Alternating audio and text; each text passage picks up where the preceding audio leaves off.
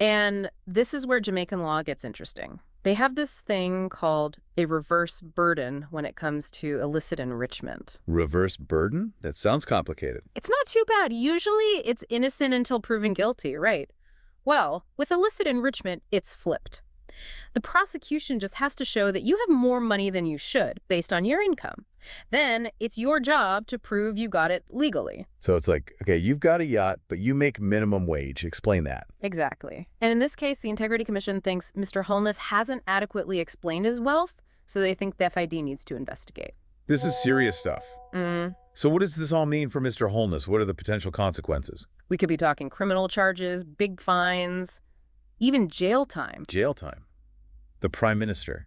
It's possible, especially if those tax fraud allegations are true. Wow.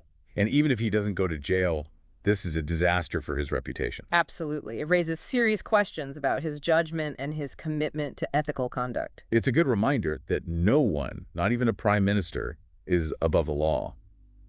This whole situation reminds me of that other scandal with... You know what? You're right. It does seem to fit a pattern. Exactly. But we'll save that for another deep dive. Speaking of murky dealings, let's talk about that $50 million loan from Burita Investments Limited.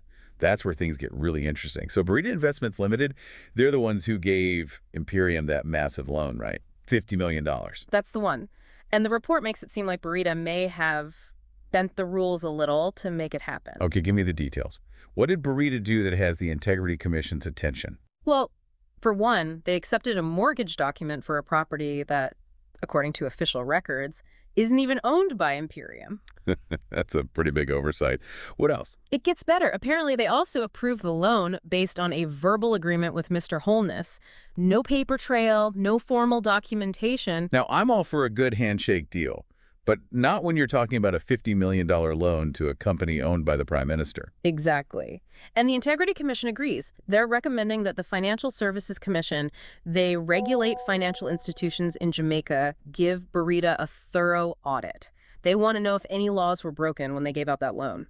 So now Burita might be in trouble too. It's possible, and it just goes to show you this isn't just about one man's finances. This is a whole web of connections, powerful people, companies, even government agencies. Makes you wonder what else is out there. It really highlights how important transparency and accountability are. 100%. Yeah. The Integrity Commission needs the power to investigate these things, to follow the money and hold people accountable. Because if not, it's like, anything goes. Exactly. And people lose trust in the whole system. It's a reminder that no one's above the law, right? Absolutely not. Expert speaker, this has been fascinating. Thank you for breaking it all down for us. Anytime.